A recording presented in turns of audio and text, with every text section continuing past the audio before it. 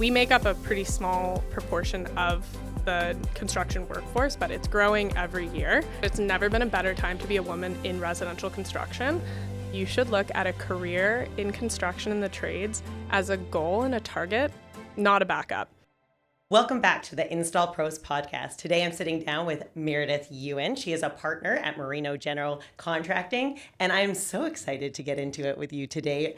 Meredith, thank you so much for coming. I'm so happy to be here. Let's do this. Let's do it. Why don't you introduce yourself? Tell us a little bit about what you do and what Marino is all about and what you're passionate about. I'm Meredith Yuen. I run Marino General Contracting in Vancouver, BC. I run it with my partner, Steven. We do high-end custom new homes and high-end renovations. We also do light commercial. And I'm passionate about getting women to join and stay in the industry, but I'm also passionate about getting more people to get into construction. I can't wait to talk about that today. This is great. We've got so much to talk about. Oh my gosh, it's going to be nonstop.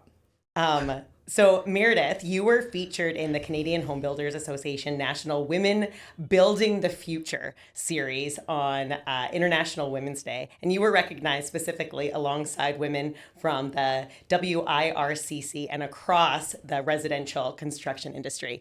How did that feel?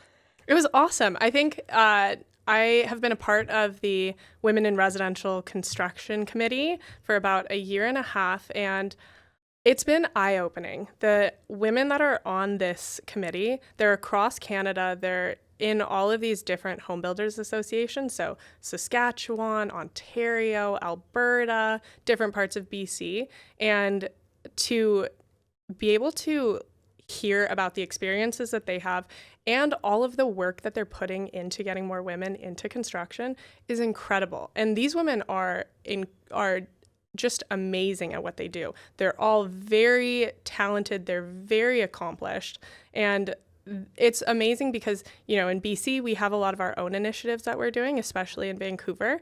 But when you get to hear about all the different things that they have going on, like the Okanagan, they are on fire with the work that they do. Some of the women that have different associations and women's councils in Ontario, the work that they're doing it's going to have an effect across decades for women in construction. So it's been incredibly powerful, and I'm just so grateful to be a part of it and to learn from all of these incredible people. It's so powerful to amplify the message and to be able to all come together and learn from each other and what's working in one area that can then be copied in other areas. And what a valuable opportunity to have women get to connect with each other, not just in their general vicinity of where they work, but across the nation. I think that's so rare. And I think even for men in construction, they have an amazing community, but it's rare to be able to have reach that extends outside of your own home. Yeah. Have you always worked in male-dominated fields, like specifically construction, but has most of your career been within? Pretty much my whole career. Yeah. Well, so Steve and I, our story is we had graduated from university and moved up to Vancouver. And I think within a year of us graduating, Steve's dad was diagnosed with terminal cancer. So overnight, we had recently graduated from university. So overnight, we took over the business. So pretty much my entire experience has been in construction, which is great. I think I couldn't imagine being in a different industry. Can we dive into that transition a little bit? Because that is heavy to go directly into okay, there's maybe a mild succession plan and then you're all in. Walk me through some of that. Well, I wish we could say that there was a mild succession plan. There was no succession plan. There was no transition. There was no succession.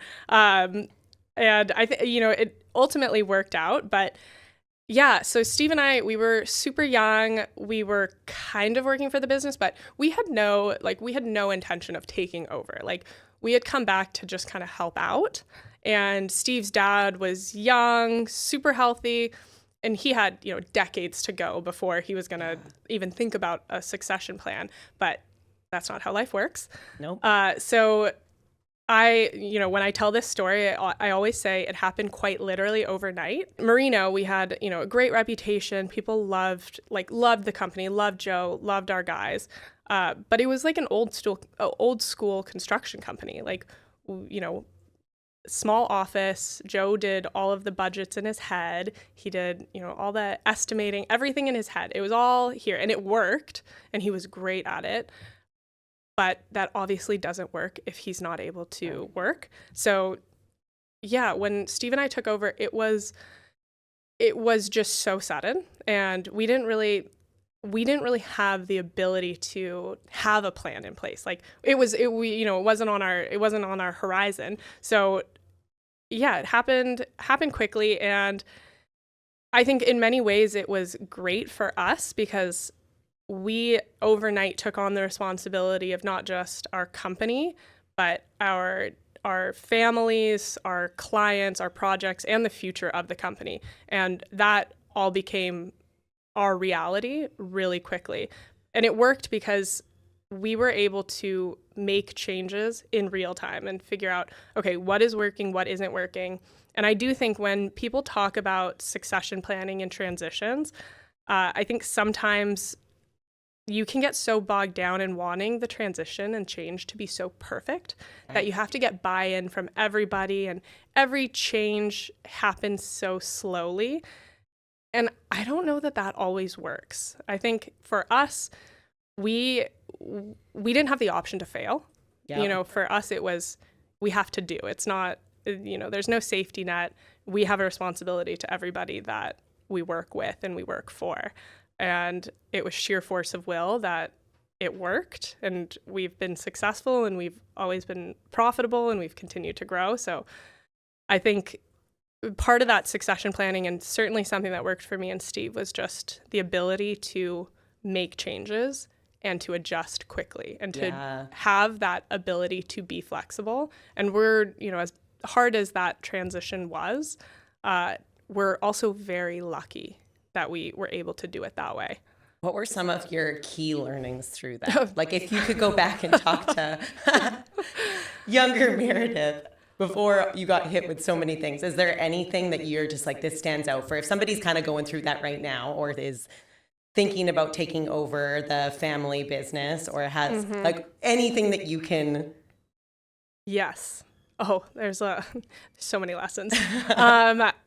Definitely, I think the biggest lesson that the second generation and the first generation can both learn is keep the company at the forefront of the discussion. So make sure that when you're talking about the transition or succession planning or the sale of a business, what is really important? The future of that company is important. Yeah, and that company, customers. Exactly. Yeah. And that company doesn't just mean your business. It means your employees. It means your clients. It means the current projects that you have and the future projects that you have. Like if both parties are entering into those discussions with what is best for the company as their guide and as their baseline, I think that really helps in tempering, any negative feelings that will inevitably come up when you're talking about transitions and succession. Stay focused on the goal and what you're all trying to achieve. It's so hard when it's like we all have an ego, totally. It's a human response to think about how this impacts me. So having that guiding light, such a critical thing to get everybody aligned, ensure that we can parking lot the ego as much as possible. Totally. And I think it's different when you like you said, with family businesses. Yeah. It's different when you're having someone else buy out the business. But especially with family businesses, remembering that at the end of the day, you're family and you still love each other, and we're doing what's best for everybody. Were there any critical things where you really disagreed on the direction? I'm sure that there were, but we were pretty lucky because the changes that we needed to make, Steve and I needed to make, we were given relatively free rein to do it. And a lot of that was a function of necessity. Like, if Joe couldn't be there, Yeah. someone had to step in and run things and change things. And so we were given a lot of autonomy to grow our, business muscles and try different things. And so I'm sure there were things that we disagreed on. Definitely. I've talked to a couple of other construction companies that have started that process of transition. And it's funny because I'm usually the one talking to the first generation about it rather than the second gen. Yes. And I think that's a good sign, because if the first generation, it's everybody's first time going through a succession. Like the first generation's never done it. The second generation's never done it. So I do think that it's a good sign when the first generation is talking to a different second generation, because they're trying to see it from a different perspective. And can have empathy for the different roles. Definitely. Yeah. And you need that. You definitely need that. Yeah. Let's talk a little bit more about that succession, because there's something that's going on actually, it's not just Canada, it's across North America, but they're referring to it as the silver tsunami. That's so good. Yes. And I think you mentioned it, that 22% of residential construction workforce is expected to retire over the next decade. Yep. And you have publicly said that, or called women the answer to this labor grab. Can you talk a little bit more about that? Totally. Well, I always say that it's never been a better time to be a woman in residential construction. And, we make up a pretty small proportion of the construction workforce, but it's growing every year. But yeah, there's this huge issue that by, I think it's 2034, we're going to have about 43,000 skilled workers exit the Canadian workforce. And I call it a huge knowledge vacuum, that these skilled workers have decades of experience under their belts, and they're going to be retiring. And where is all that knowledge going to go? And there's not enough time to have all of these new people entering the industry learn decades of experience before these people leave. But I do think that it's important that we start putting in place some sort of mentorship. And there's not enough people that are entering the industry. And women are such an untapped resource. Like, having women in construction is such a benefit. We have a very different way of viewing things. I think a lot of us, we get into construction because we love the attitude and the dynamic nature of construction. But I think there is a bit of, there's some stereotypes around entering the industry. And so I think how do we get it so that more women want to join the industry and more women want to stay in the industry? And the answer is, I think, women's councils. Yeah. I do think so. Let's talk through some of the stereotypes. Let's debunk some things right now. Okay, what are some stereotypes that you have or that you think people have? About, like, for women specifically going into construction? Yeah, or about construction in general. Ooh. That there isn't pathways forward. They see it as like it's entry level, you're going to make good money, but then that you're just going to stay as a skilled laborer. And I actually see that it is such a great foundation to move to so many different areas of the business, if it's project management or if it's into a leadership capacity, or even like we have people here who started on the plant floor and now are running IT, for example. There's so many ladders of opportunity within the construction sector. And I think it's just making sure that there is opportunity for everyone. And what I see is also that women tend to come in more on administrative kind of functions rather than from the tools. And they're missing a valuable learning opportunity to start in the trades and then be able to work your career from there. But there's just tremendous opportunity here. It's so underrated. And my favorite thing to say is that you should look at a career in construction and the trades as a goal and a target, not a backup. Because it's one of the most lucrative careers that you can go into without needing to get buried in student debt. Yes. And to your point, when you talk about the people in your company that started on the production floor and then moved into IT, Like those types of career progressions are possible, and they tend to happen quite quickly as well. Yes. Like Yeah. I have one story of a woman. She's from Ireland. She moved here during COVID, and she had worked in marketing when she was in Ireland. She moved here and she just wanted to try something new. So she started doing temporary labor on like some of the big commercial sites. Just a laborer, no skills, no background in construction. And now she's going to be a site supervisor on one of the big projects in Vancouver. And that I love happened these from stories COVID. so much. Like that's how quickly it can happen. And I do think that it's really important that us as leaders in construction, we start looking to change the narrative of what it means and what it looks like to be in construction. There's a lot of people that think that a career in construction is dangerous. You know, there's the stereotype that, you know, it's kind of gross, like, you know, it's a weird industry to be in. You have to be masculine. Exactly. Yeah. And I don't think that that's necessarily true. Like, I do think it takes a specific type of person to thrive in construction. And I don't necessarily want to change that about construction, but I do think we need to start engaging decision makers more and showing them that this is what construction can look like. Yeah.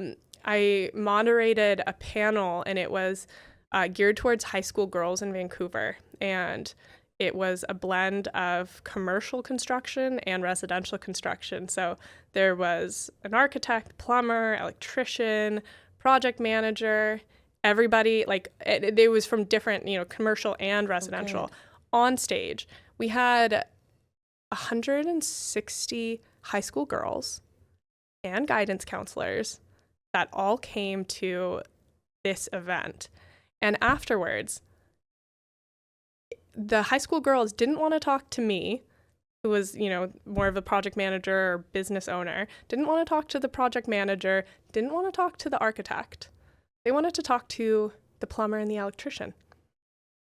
That is so powerful. Yeah. And the reason is that the electrician and the plumber, they were just honest about their experience, that they went through schooling, obviously, to become an electrician or a plumber. They own their own business. They're in their 20s and 30s, and they're successful, and they love being on site. And what was even better was that they had such positive things to say about working with other men in the industry, where they really broke down that barrier of it's actually not that scary. You just have to dive into it, and you'll find your place. There's a lot of good men out there and are supporting women and their career growth within this industry. 100%. And I think if, you know, on-site women, I think they only make up about 6% of on-site workforce. And I think, you know, women in administrative positions probably a little bit more. But if we don't engage with the rest of the industry as a whole, we're really losing out on such a valuable opportunity to build our own community, our own knowledge base, and grow within the industry. So I think we should be doing our very best to engage with the men in the industry. And I always say, like, most men actually really want us here. Yes, and they absolutely. and even more than that, they actually don't care. Like, a lot of the time, the men that I work with, they're not threatened. It's a we're better together mentality. Yeah, and I feel like, you know, I've dedicated so much of my career to trying to get more women in the industry that I feel more comfortable saying this, that, you know, I think a lot of the time, the guys that I work with, they actually don't care that I'm a woman. They're just like, they love that you work hard. They love that you put in 100%. And I think that's what people are looking for. And of course, you're going to have men and women in the industry that are going to say, you know, are going to be vocal about their bad experiences with each other. And I think you just can't really focus on that. I think you really have to focus on all of the great change that's happening, like all of the people that love working with each other. Yeah. And that's where representation matters so much, because I even heard it recently that somebody was saying, oh, well, she didn't do a great job in this one thing. And then I went back and I was like, you just said that all women, you just made a statement. Just because we have more men in this, you wouldn't say that, oh, they're not capable of doing it because you had one bad experience, or you would just never hire anybody. Yeah. But you're like that stereotype of like, oh, there was one thing that you had a bad experience and then the entire gender is being blamed. Totally. Right? So that's why the representation matters so much. And I think that you've said this before too, like if you can see it, you can be it.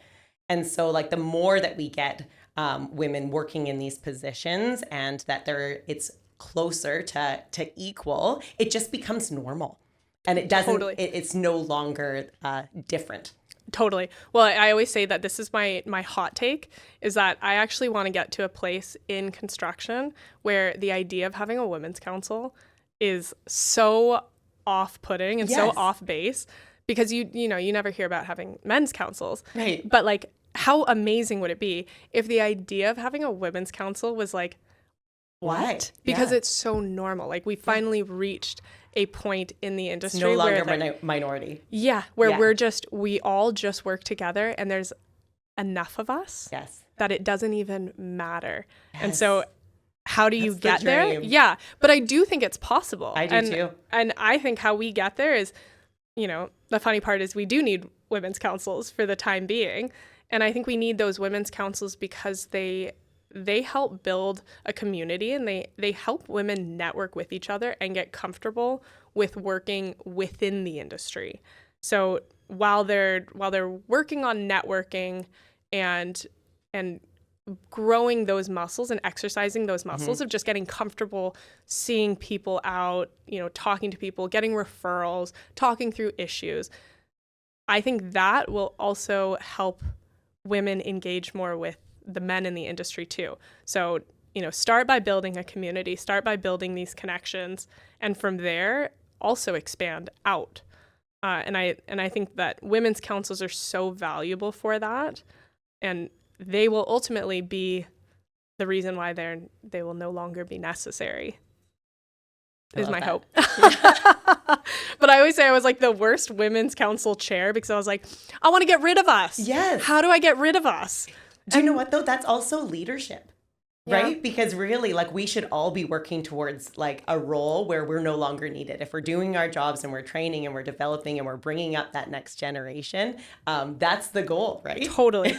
Well, it's interesting because you say that, and then your role, like how you expanded into Alberta, one of the things that you were saying was like, oh, I don't think my role should be like, I don't think I exist. Yeah. And so I would love to hear how your leadership in that, because you're obviously still a VP. Yeah. So you weren't able to get rid of yourself. No. So like, how does your leadership in that way work? Well, it was at post-acquisition. And so I think you always learn things when you acquire another company and you're going through that integration phase. And I moved to Calgary. It was Supreme Windows and Doors based out of Calgary, Alberta, that we acquired. And we were traveling back and forth initially, and then recognized that we needed to have somebody boots on the ground that was there. So me and my family moved to Calgary, and I took over running our Alberta operations. But when I did that, it was very obvious to me very quickly that for us to ever be able to work as part of a broader group, like we worked as an independent business, and the previous owners had done a great job setting a foundation and put us into kind of a plateau stage, I would say, for growth, which very, very stable. We could have left the business running the way that it was and just continued on, but we're a growth organization. And so that was never going to be our model. And for us to be able to leverage the power of our brand and all of our systems and process and our growth model, we needed to take a look at the structure. So it just became obvious that for us to provide the customer experience that we care about, we needed to organize our entire business based off of the customer that we are serving.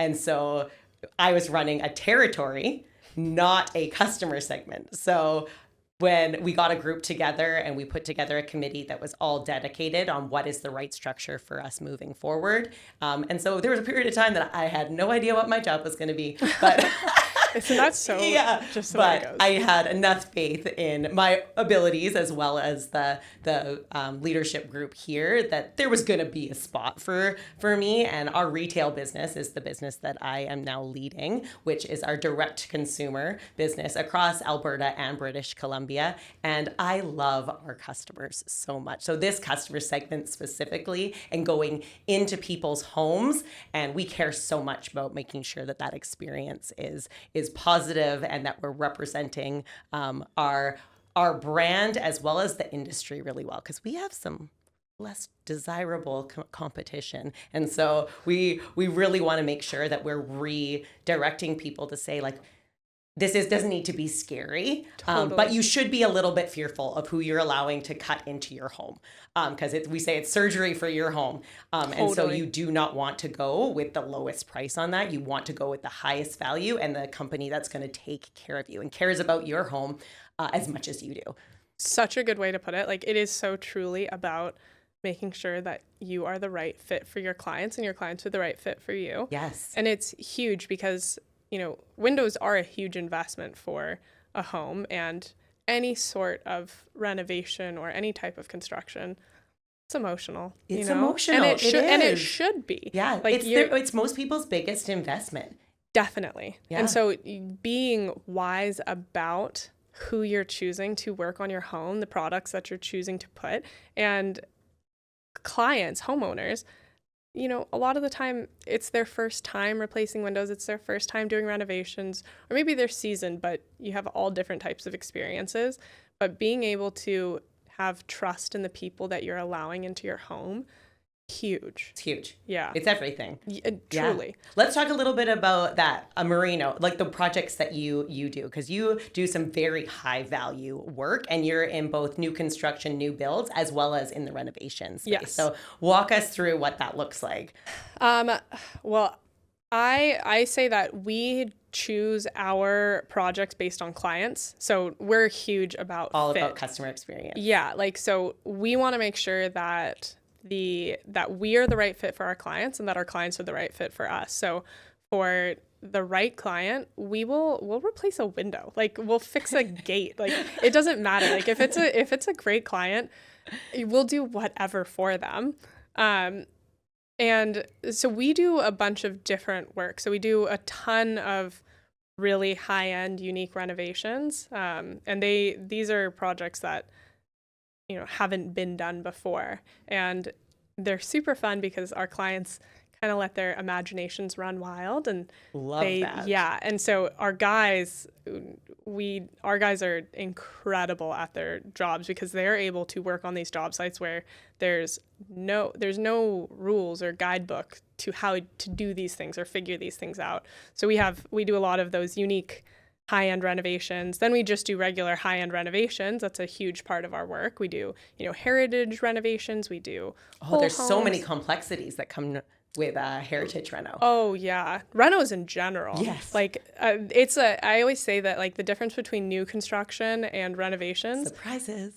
Yes. New homes and we don't do any sort of spec or production, but new homes is definitely more production based. Like, you kind of know what you're getting. You have a plan, you have all of your packages that are pre-selected, and then you just kind of build it up. Yeah. There's not a ton of surprises that happen. Maybe you change, selections or specifications or something, but renovations, All sorts of you surprises. open up a wall and you are unraveling 5 other renovations that have been done. Some permitted, most not. And the layers. Oh yeah, and you never know what you're going to get when you open up walls. And that's one thing that I love about our clients is that they know that, and they are usually prepared for it. So yeah, I love it about renos because you never know what you're going to get, and it's always so interesting because there's never one clear pathway to a solution. I always say there's like half a dozen ways to skin the cat. And being able to watch our guys on site navigate those problems, that's one of the things when I go back to thinking about how incredible a career in construction is. when you work on job sites and you listen to the guys and girls that are on job sites working through problems, for me, when I watch our guys on sites, I imagine them as these are two people that are at the top of their field that have this incredible amount of technical knowledge and experience. And you're watching them debate each other on the merits of their own solution. And it's not them wasting time. Oh. And what's even more fascinating watching guys on site work through problems is that they can understand the other person's solution and they'll dissect the information from it. And usually they'll come together and it will be a blend of both of their solutions. So that's one thing that I think is so cool about construction is that it is so solutions oriented and you have to be good at critical thinking. Yes. And problem solving. And so especially working on renovations, there will be some of the craziest issues that come up on site that it would be so hard for most people to figure out. You couldn't even fathom a solution. And you put two skilled carpenters on it and within, 30 minutes, they have a plan that has, their plan that they put in place that day has a ripple effect through the finishing of the project, but they're able to think about that. Yeah. So it's those unintended consequences, they can actually map them and so that you can get ahead of it. Totally. And so a long story, I love renovations. We do a lot of renovations. All of my tangents. We do a lot of renovations. Then we do custom new homes. We don't do as many of those. Our guys we're really well suited for high-end renovations. And then I say we do light commercial. So if you own a store or a business and you don't want more of a spec quality build, you want it to feel like a home when you're walking in, we'll do those types of office spaces. So those are a lot of fun. I really enjoy doing those. They're a little more, they're fun. I like them. That's awesome. Yeah. It's interesting too that like that on-site training and working through the problems, you just can't learn that from a book. You know, like you really do learn that from just seeing years and years of stuff showing up and then leaning on other people that have more experience. So that's where that falls back into mentorship and being able to provide that on top of some of the tangible trades training, but then layering it in with these mentors that can really walk you through and transfer some of that knowledge. Definitely. Well, that mentorship, and I think that goes to, the retiring workforce and what do we do with all of that knowledge and, the people that are going to join the industry and then the people that are at the middle of their career in the industry. So one way to look at that mentorship is that we shouldn't be looking at the people that are looking to retire in the next 10 years. They're not the ones that are going to be training the newcomers. That's really a waste of effort and time. What you should be looking at, and this goes for a lot of business owners, is you should be looking at, okay, the people that are looking to retire or they're going to eventually get off the tools, they need to be training up the people that work directly below them that are going to be moving into their role. So focusing on, the high-level people training the middle-level people, the middle-level people training the newcomers. And having that waterfall effect. Yeah, because it's way easier for somebody who has 40 years of experience to train somebody who has 20 years of experience. That gap in knowledge and experience is a lot smaller than 40 years and 6 months. Yeah, yes. You're on different timetables. And the piece of advice that I would give to people that are looking to join the industry and people that are going to be exiting the industry is your mindset, how you see your job and how you see your legacy. So I think with young people that are starting to enter the industry or they will be entering the industry, it's so important to look at your career as a fundamental part of who you are. Like truly, you spend half of your life working. And I think this is especially unique to construction, but working in construction does become a core part of who you are. Yeah. A plumber that has worked as a plumber for 30 years, they identify as a plumber. They get tools for Christmas. They have the keychain. Like they are a plumber, a carpenter. They identify as a carpenter. And people in construction that take pride in their work, they really value the work that they do, and they put a lot of effort and time into getting better at the work that they do, building their skills. And I think that's a really important thing to think about when you're entering the industry is I should be entering this industry trying to be the best that I can. Work as hard as I can. Build something that I'm proud of. And I think that's something that's unique for construction is that you can actually see what you're building and take pride in that work. And for the people that are going to be exiting construction, you know, you've spent your entire life building up this huge amount of knowledge, and it's become your life work. So how do I continue that legacy? Like, how do I pass that information on so that it lives beyond me? Because when you go to retire, and obviously we're far from retirement, yes. But when you retire, it fundamentally changes who you are.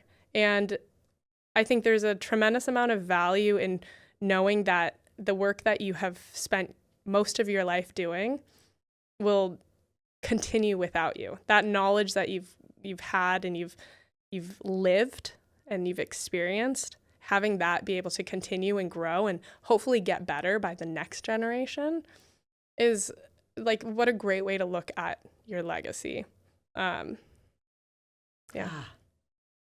Let's talk more about legacy. We're in a transition period at Centra right now. Yeah, that we have who we fondly refer to as our founding fathers. And, and our founder, John Telscher, which I had the pleasure of interviewing for this podcast. I listened to it. Yeah. He's great. Oh, he's so great. And it just gives context of like those early days and like the transfer of ownership to through our employee ownership model. And now we have more of that core group that we have retirement plans for, and that we're kind of going through those transitions. And we're so grateful that we have a system built in for that.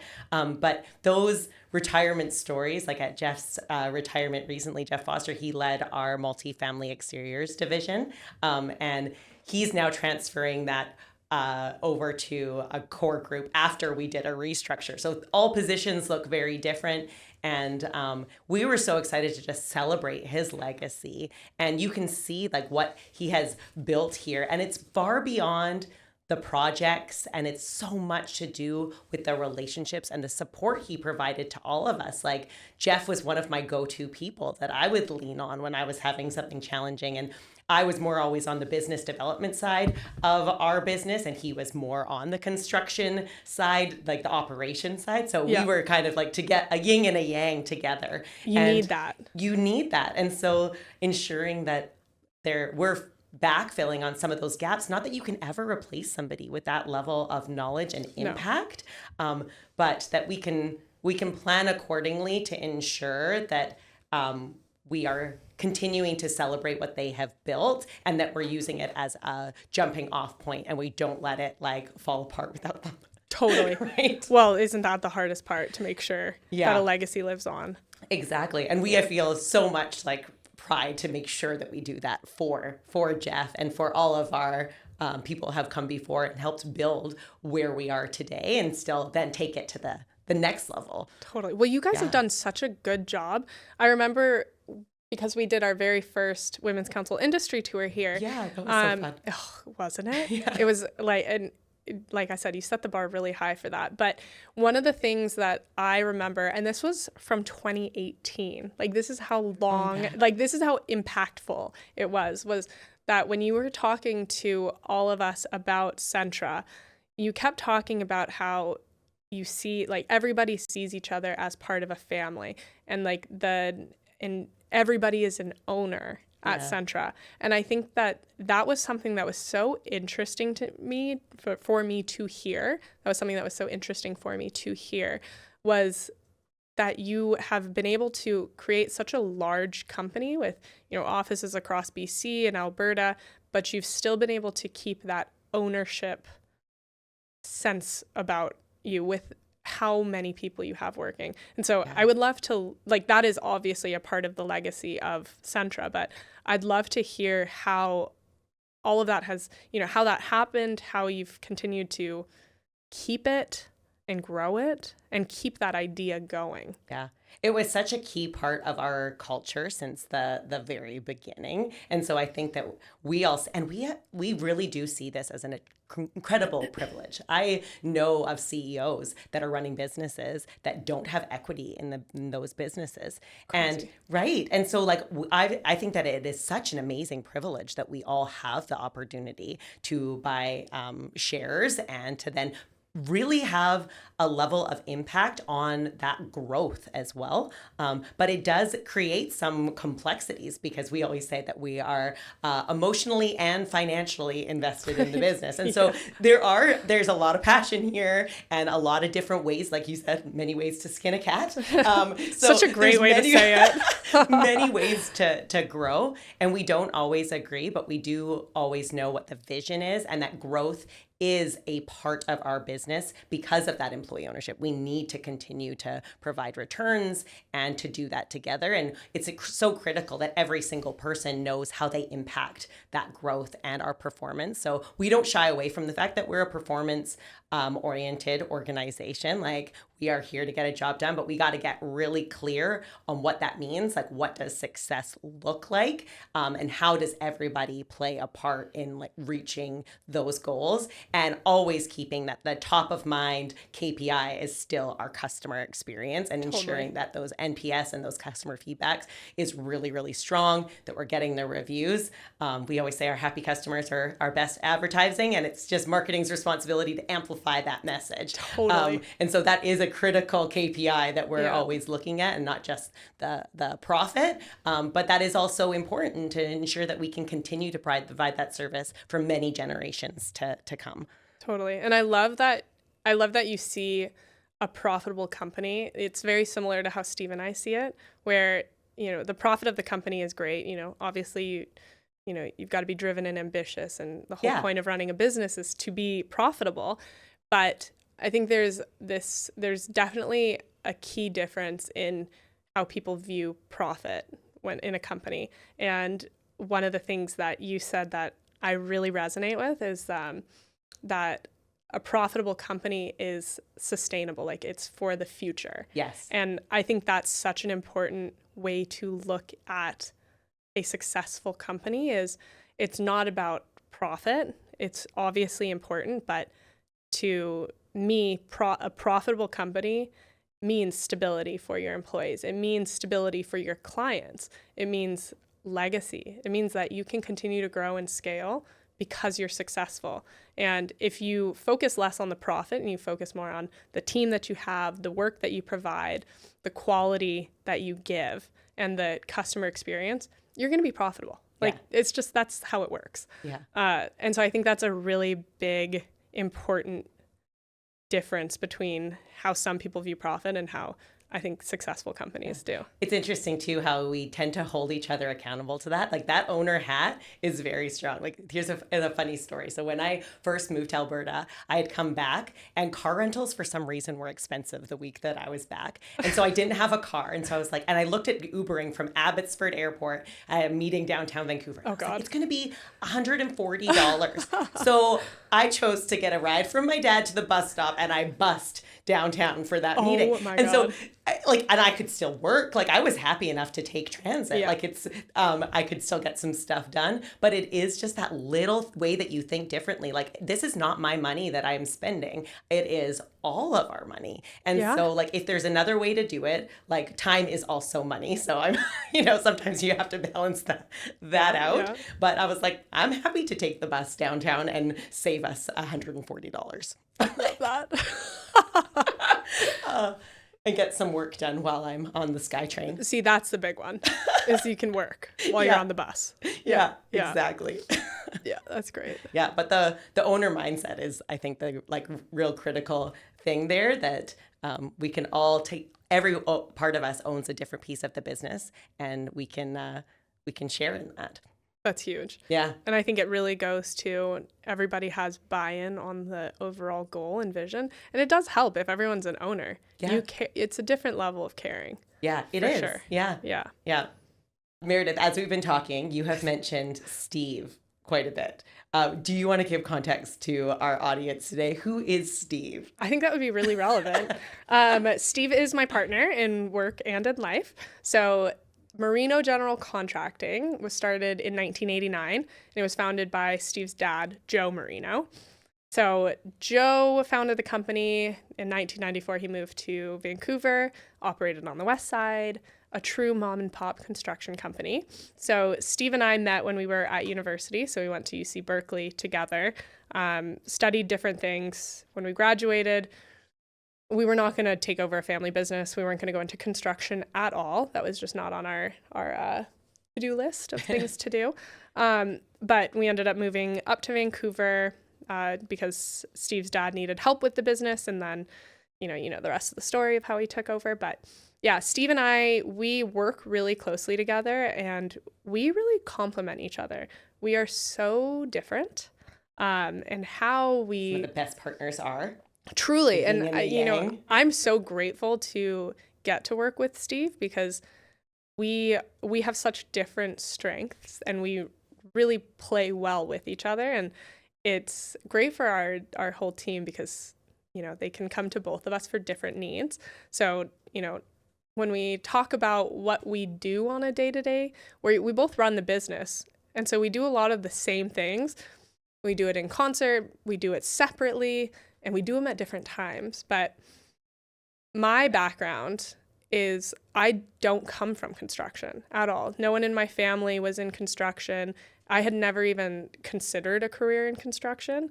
I definitely had the idea that, working in construction is, you walk down the street and you get catcalled by someone in construction, which has never happened to me. I don't know where that came from. I think it's just in the movies. Yeah. I do think it's a stereotype. So that was my idea of what working in construction was. And it was a really intimidating industry. And, then, I had to go into the industry and I love it now. But my background, so I don't have that technical knowledge. So when Steve and I had to take over, we quickly realized, we have to, change how we do things. We have to put process in place. We have to put organization in place. That's the only way to keep the company going, but also grow the company. And early on, Joe really took me under his wing and taught me how he ran the business.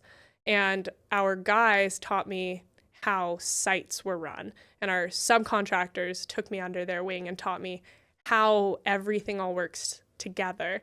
And so I was really lucky because I had that community at an early age that really helped me grow and develop. And so when we first took over, in my head, I was like, you can't really run a successful construction company if you don't really understand how to run a project. Yeah. And you're not on site because, what you think works on a job site doesn't actually work. And you really do have to understand the emotions, the connection and the communication that happens on job sites. And you have to really get into the weeds and you have to be willing to get really dirty and be on projects and run projects and see how things actually work in real life and in application. So I started running projects and I ran projects for about 8 years, and now I have more focused on how to grow our project managers. So I am very diligent, I'm very deliberate, and I'm really organized. And I think that's a lot of the value that I bring to the company. But because I don't possess all of this technical knowledge, I don't know how to actually build something the way that these people on site can. But how I look at it is our guys all came up off the tools. They all grew through the company. None of our project managers were hired into project management. They all started as carpenters, site supervisors, project managers. And so when I look at them, I'm like, what a breadth of knowledge they have. Yeah. And I'm not biased, but they are truly like the best at what they do.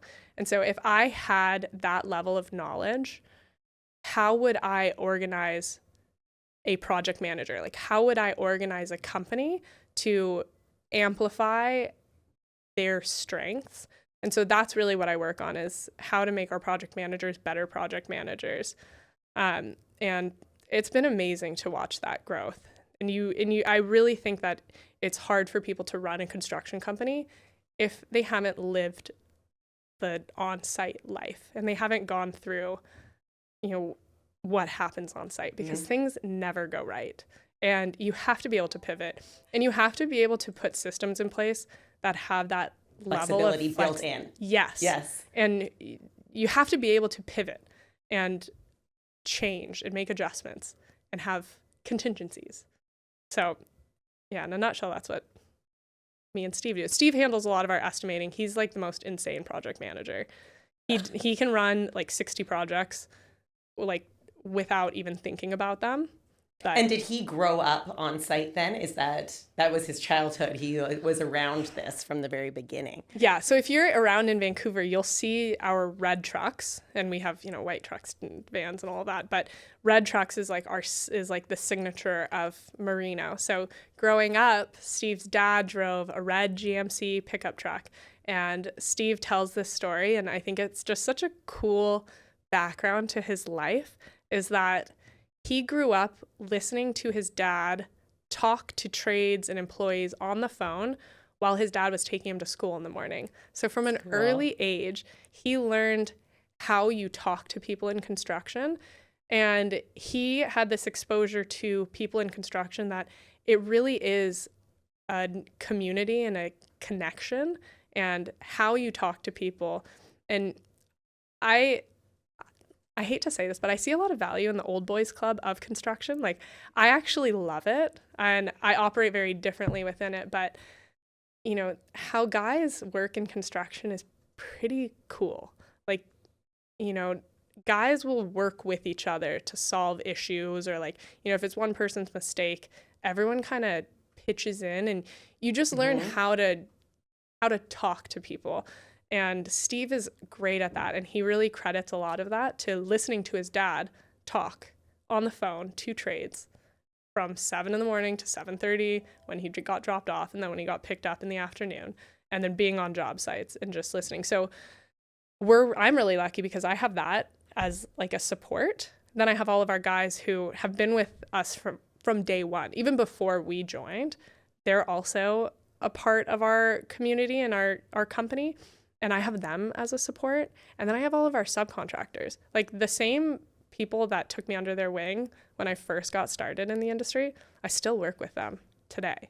And like, we still talk about the early days, and it wasn't even that long ago. But I love that you're breaking down some of those stereotypes of like what that old boys club actually is versus how it's perceived, because it actually is very supportive and collaborative, and there's some really like bonding like relationships that are built, and it's not them coming down and yelling on each other and like being that what we perceive to be like what the old boys club of like really top down, like get it done at any cost kind of thing. It's actually very, very different in reality. Very. And I think I love talking about it because it does take time to break into that, that part of the industry, but it really comes down to, do you trust each other?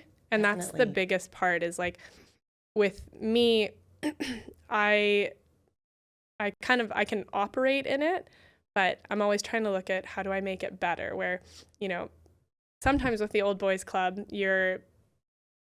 someone makes a mistake, and then, it won't cost anybody money. It just costs everyone a little bit of time to fix it.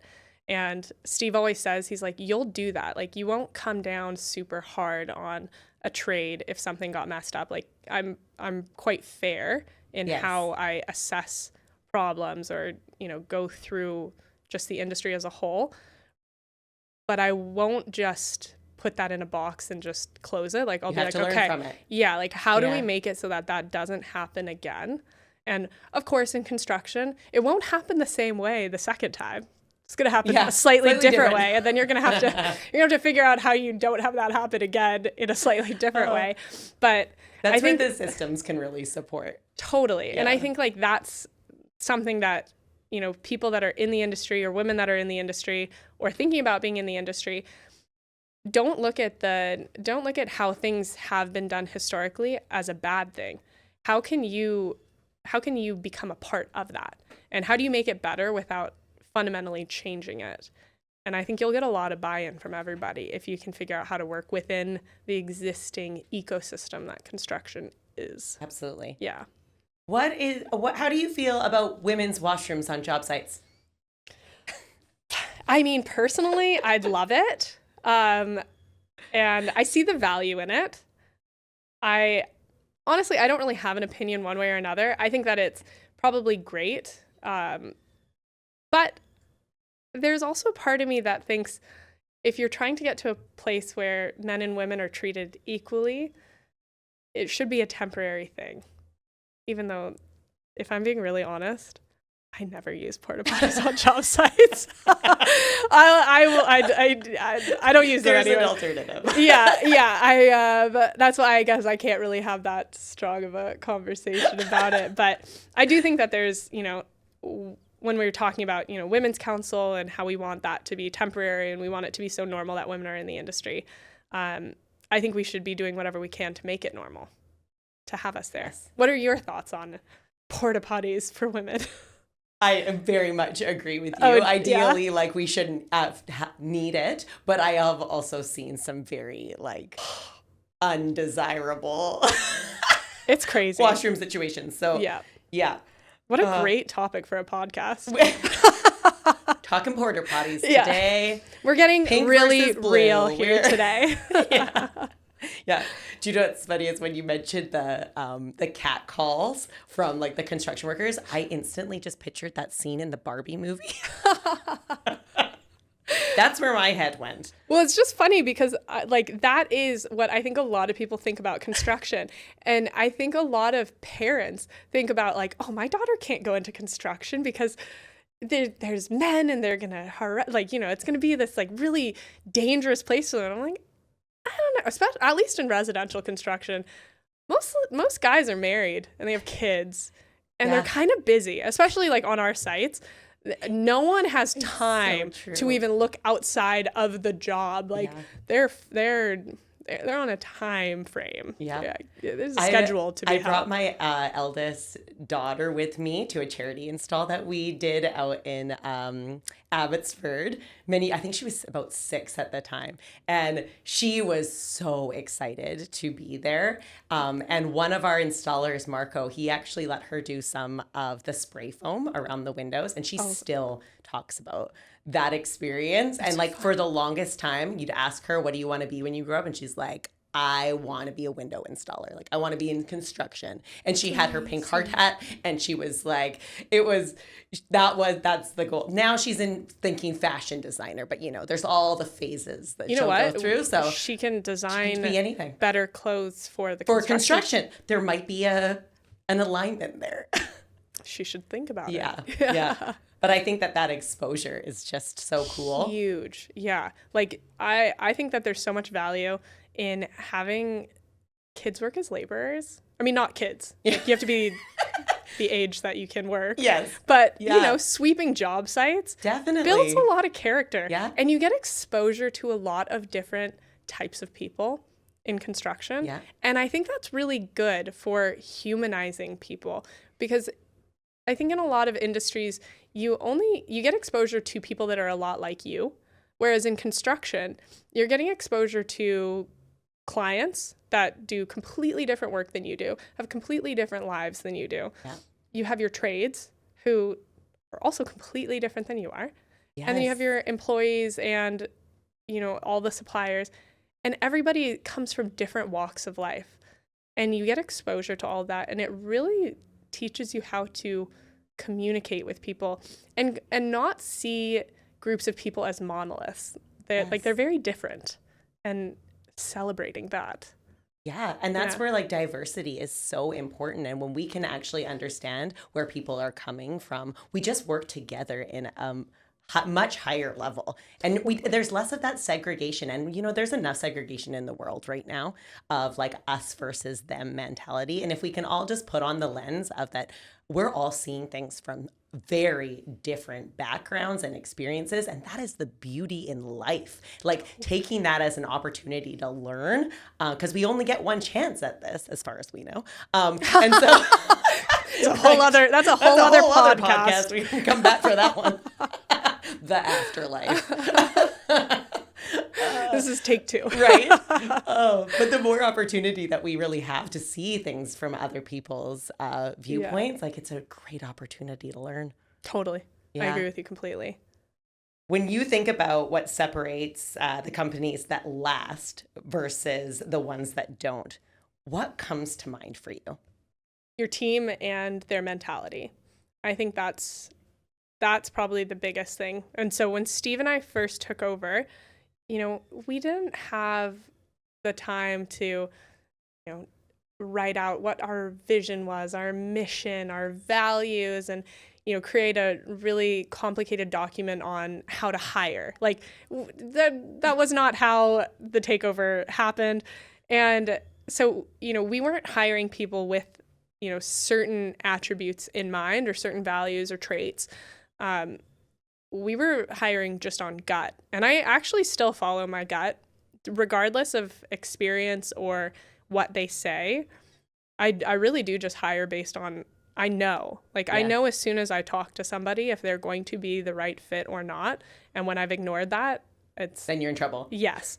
But I think for a successful company, it's not about any one person. I think leadership is really important, and leadership really drives the company culture and the values, but having a good team is the most important thing. If you have a bad team, the quality of work goes down, your craftsmanship is nothing, and people don't value their time or their energy or their output the same.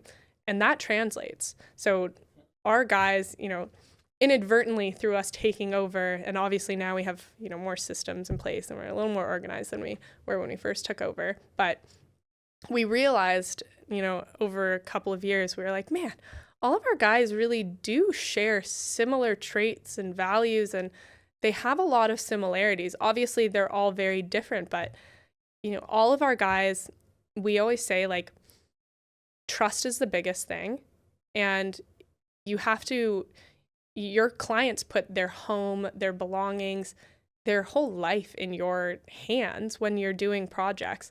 So you have to really trust the people that you have working on those sites. And we trust every single one of our guys, 100%. Like, they can have our credit card, our PIN number, everything. Like, we trust them that much. And that's important. And our guys also, they're incredibly hardworking. They are generous. They have a ton of resilience. They're the smartest people I know, and they genuinely care. And that caring part is key. Like, we all really see ourselves as stewards of our projects, and projects means, our clients, our company, our name, all of that. And so we put what's best for our projects and what's best for our clients. And our guys live and breathe that. Like, I think there's a lot of people that talk about, if a company says that they're like a family, that's a bad thing. And I think you'd probably agree with me that I think that's actually a really bad way to look at companies. Because obviously, it's not a blood family, but there's different types of families. And they're all a little dysfunctional. Yeah, totally. And you love them regardless. Yeah. And, I think the dysfunction is sometimes really good. But, like, you learn through it. Yeah. Like, I think you have to have a family-like company to really grow and have your team, because your team has to trust you the same way that you trust them, and your clients have to trust you and your team the same way that you're trusting them. So I think having a good team is the most important thing. Are they all aligned that they want to do the best work that they can? Do they care? Our guys, and we've never asked this of them, but all of our guys will take their work home with them. Like, our guys become really close with our clients, and they genuinely care about our clients. They don't care about the project. They care about doing great work because they know they're a part of that experience with the homeowners. But they become close with the clients. You work with them day in and day out for months. And if there's an issue with, maybe there's something going on with framing, or, an issue comes up on site, our guys don't just, 5 o'clock comes around, they're just like, not my problem. They'll go home and they'll think about it and they'll come up with a solution. Or if, something's going on with a client, they'll think about that and they'll be there as a support. It's, it's a lot emotionally, but like, it's great. And I think for me and Steve, there's no way we would have been as successful as we have been if we didn't have our team. And that's the biggest thing. And I would say one thing that I have noticed with some companies, and if there's business owners out there that are in the growing stage of their company, I'd say sometimes what I've seen with business owners is they let their personal needs supersede the needs of the company. And, as you become more profitable, you start, your lifestyle can start to creep. Mm-hmm. And once you get to the point where you need your profit to maintain your lifestyle, you can very quickly become at odds with what's best for your company and what's best for your clients. And so I think that's a really important thing, is change, similar to our earlier conversation about profitability and what profit looks like, change your mindset around profit. Make it so that your clients and your employees view you as a stable, sustainable, growth-oriented company.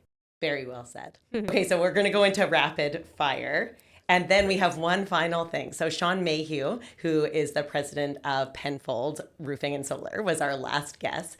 And we asked him to provide us with a question for our next guest, but he didn't know that it was you coming on. So we'll finish off with that. Okay. The suspense. It's a good one. Yeah. So rapid fire. What's your unreasonable fear? I think my unreasonable fear is that I won't accomplish everything that I really want to accomplish in my lifetime. And that goes beyond, professional. It also goes like to, what you want to do just for yourself. Because you're very intentional with your life and the way that you're building it. Yeah. Well, and I also think when you run a business, your business kind of becomes your life. And then as soon as you reach, and this is probably something that I'm pretty bad at, but as soon as you reach one goal, the other one, the next one is like right there. So then, you're never happy with just what you've accomplished. You just want to do more.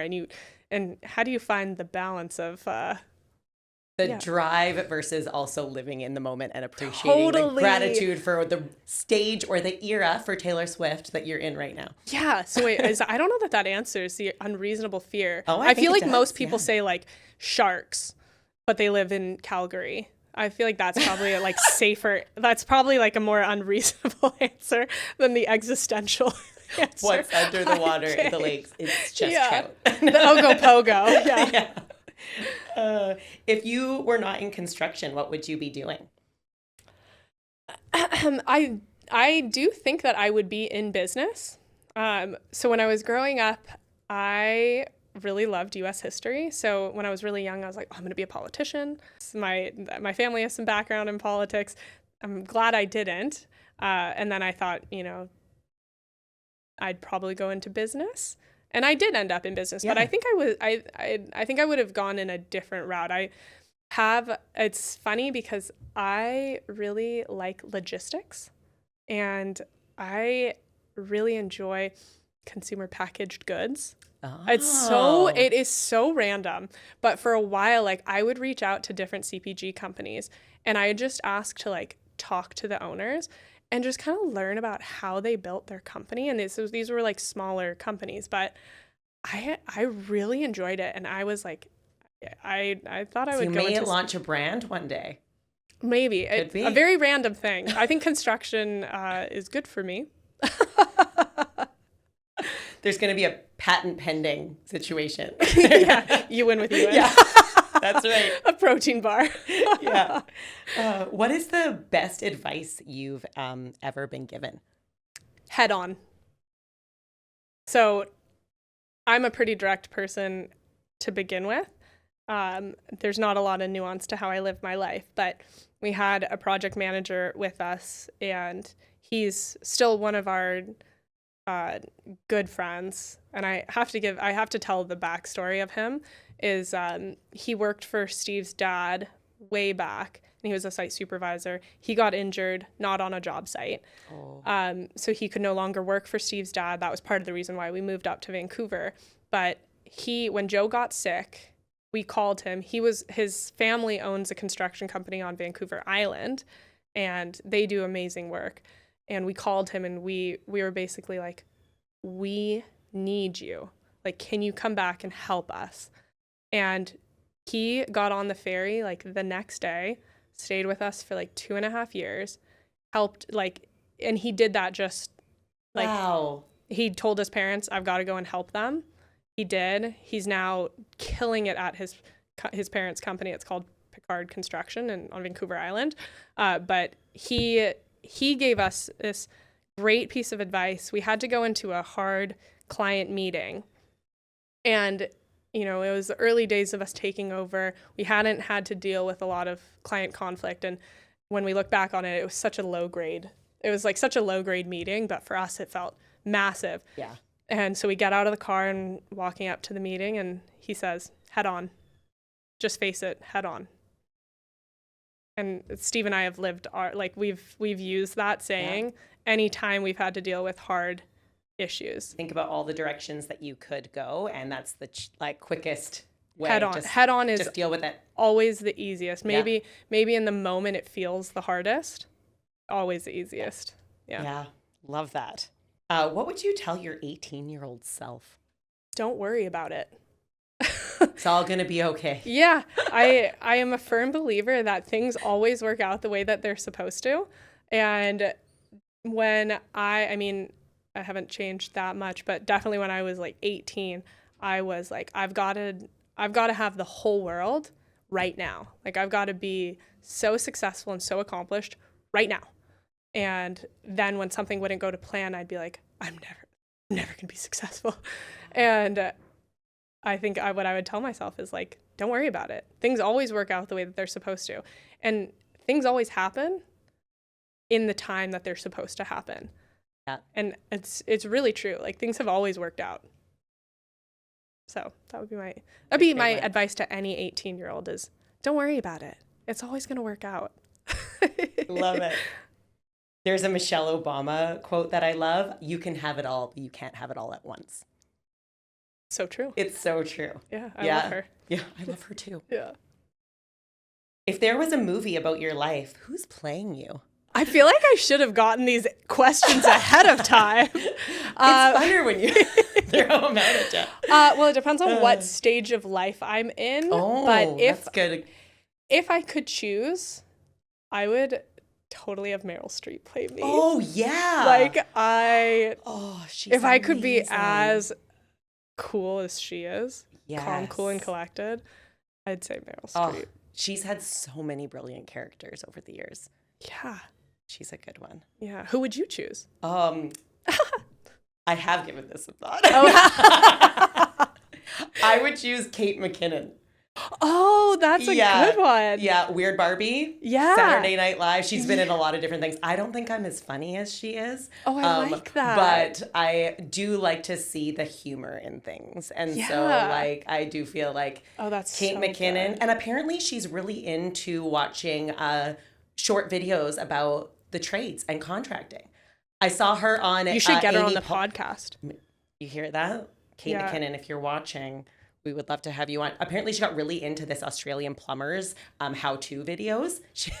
She was on Amy Palmer's podcast, and she was like, yeah, maybe that's our angle. We would love to get you on. Hey, Kate McKinnon, have you thought about listening to YouTube videos for New Zealanders who are building decks?